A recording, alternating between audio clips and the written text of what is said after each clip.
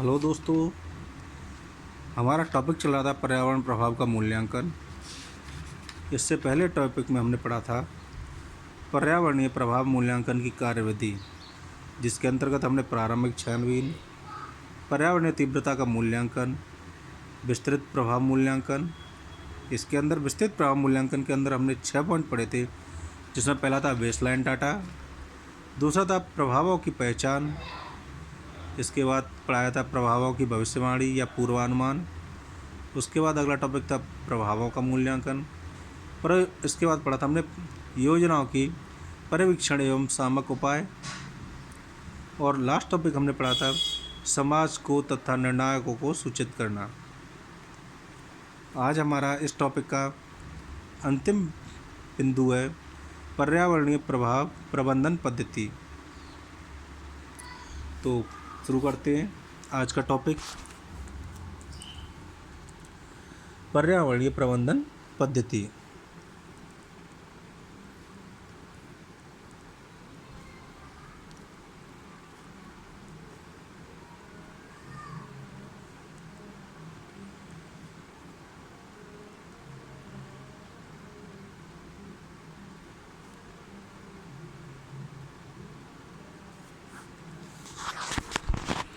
पर्यावरणीय प्रबंधन पद्धति क्या होती है?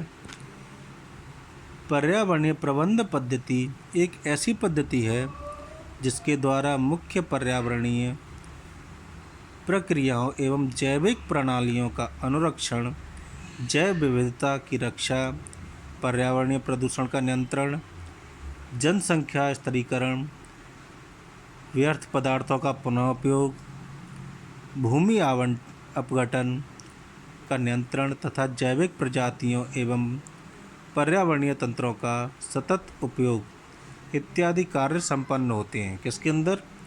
पर्यावरणीय प्रबंधन पद्धति के अंदर। पर्यावरणीय प्रबंधन पद्धति को हम 3 भागों में विभाजित करते हैं।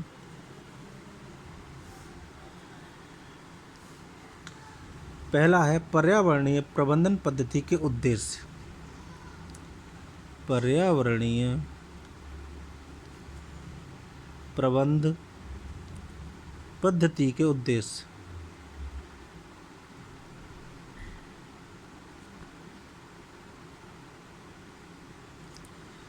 दूसरा है पर्यावरणीय पद्धति की महत्वपूर्ण आवश्यकताएं।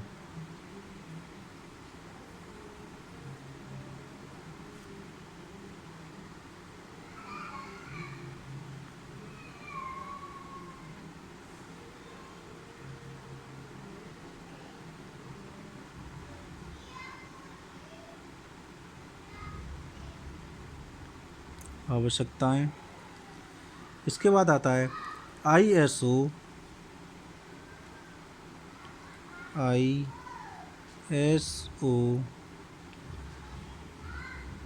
14,000 प्रस्तावना।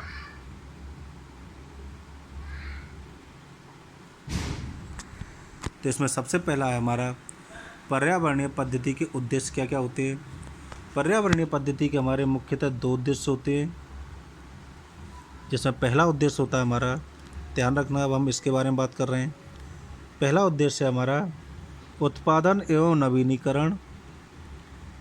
उत्पादन एवं नवीनीकरण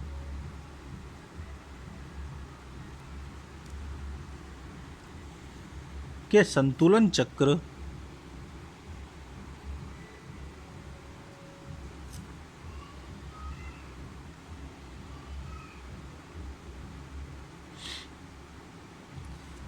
के माध्यम से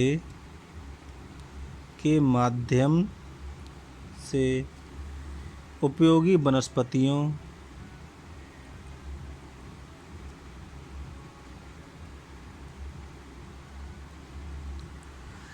तथा पदार्थों के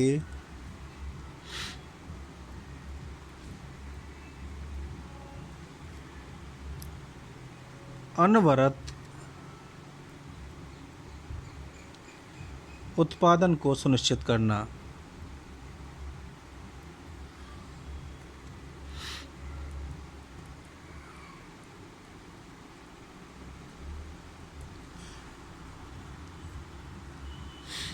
दूसरा है मनोरंजन,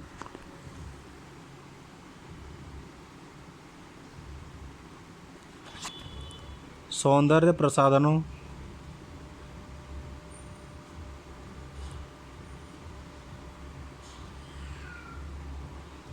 एवं आवश्यकताओं की पूर्ति,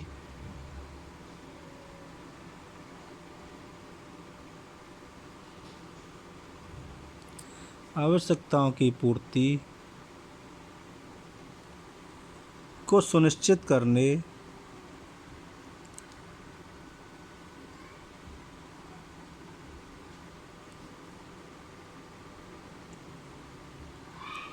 हेतु पर्यावरण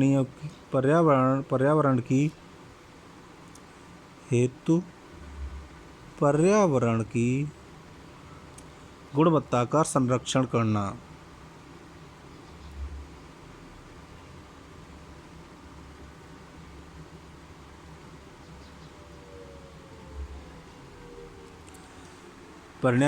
पर्यावरणीय प्रबंधन पद्धति के उद्देश्य क्या थे? पहला उद्देश्य था इसका कि उत्पादन एवं नवीनीकरण के संतुलन चक्र के माध्यम से उपयोगी वनस्पतियों तथा पदार्थों को अनवरत उत्पादन को सुनिश्चित करना। दूसरा उद्देश्य था इसका मनोरंजन, सौंदर्य प्रसाधन एवं आवश्यकताओं की पूर्ति को सुनिश्चित करने हेतु पर्यावरण की गुणवत्ता को संरक्षण करना। दूसरा था हमारा पर्यावरणीय प्रबंध पद्धति की महत्वपूर्ण आवश्यकताएं क्या थी? दूसरा पॉइंट जो हमारा यह था पर्यावरणीय प्रबंधन की महत्वपूर्ण आवश्यकताएं 1, 2, 3। तो हमारा जो दूसरा पॉइंट था इसकी मुख्य आवश्यकता क्या थी? इसकी हमारी पहली आवश्यकता थी जैव विविधता की सुरक्षा एवं पर्यावरण शिक्षा का प्रसार। जैव विविधता की रक्षा एवं पर्यावरण शिक्षा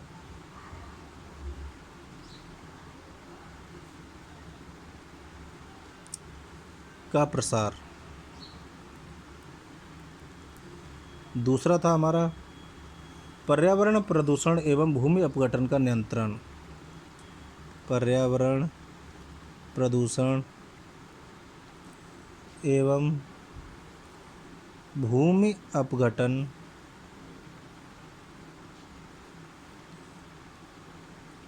का नियंत्रण।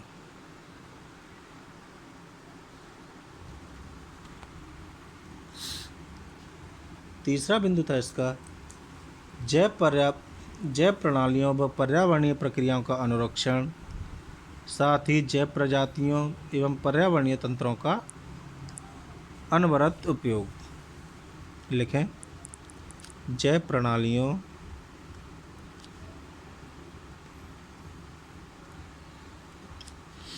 व पर्यावरणीय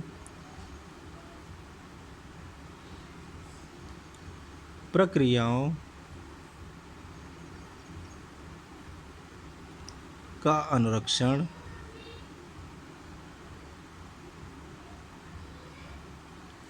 साथ ही जैव प्रजातियों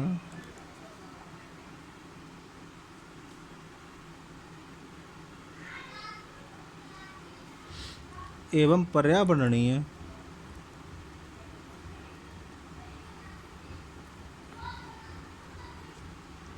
तंत्रों का अनवरत उपयोग। चौथा बिंदु था इसमें, चौथा बिंदु है वो है पर्यावरण संरक्षण अधिनियम का क्रियान्वयन। पर्यावरण संरक्षण का या संरक्षण अधिनियम का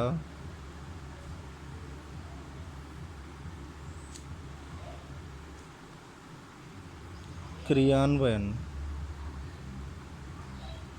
पांचवा था इसका पॉइंट वनों के विनाश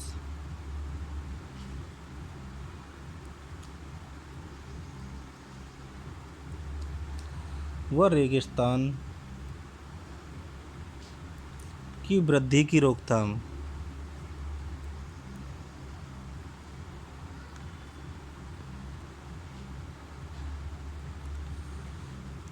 अंतिम बिंदु है इसका जनसंख्या स्तरीकरण,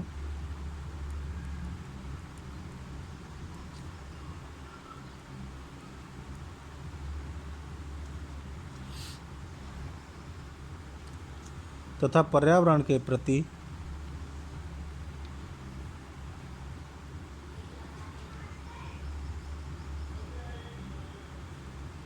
जागरूकता पैदा करना।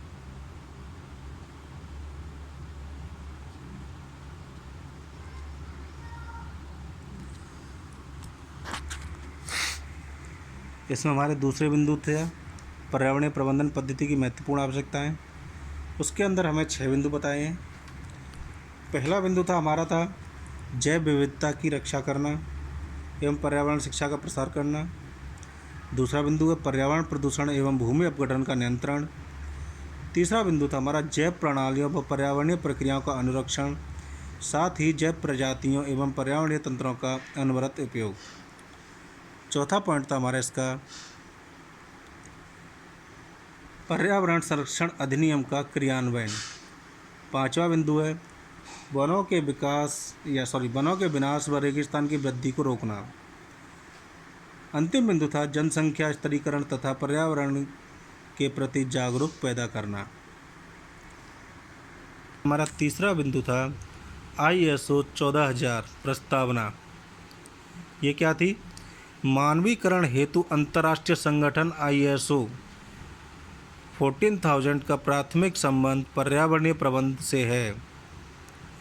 अर्थात कहने का तात्पर्य यह है कि पर्यावरण गतिविधि के कारण उस पर होने वाले घातक प्रभाव को शमन करता है तथा अपने पर्यावरणीय प्रदर्शन में सतत सुधार करता है। ISO 14000 को 152 देशों में, जिसमें संगठन कितने थे? 6,34,000 संगठनों द्वारा क्रियान्वयन किया गया है। ISO 14000 श्रृंखला का निर्माण पर्यावरणीय प्रबंध पद्धति, पर्यावरणीय ऑडिटिंग, पर्यावरणीय प्रदर्शन मूल्यांकन, पर्यावरणीय लेबलिंग, जीवन चक्र मूल्यांकन तथा उत्पादक मानकों के पर्यावरणीय पहलू इत्यादि के लिए है। ये इस तरह से हमारा आज पर्यावरणीय प्रभाव मूल्यांकन टॉपिक समाप्त होता है। आगे हम पढ़ेंगे आपदा प्रबंधन, जो हमारी अंतिम इकाई है।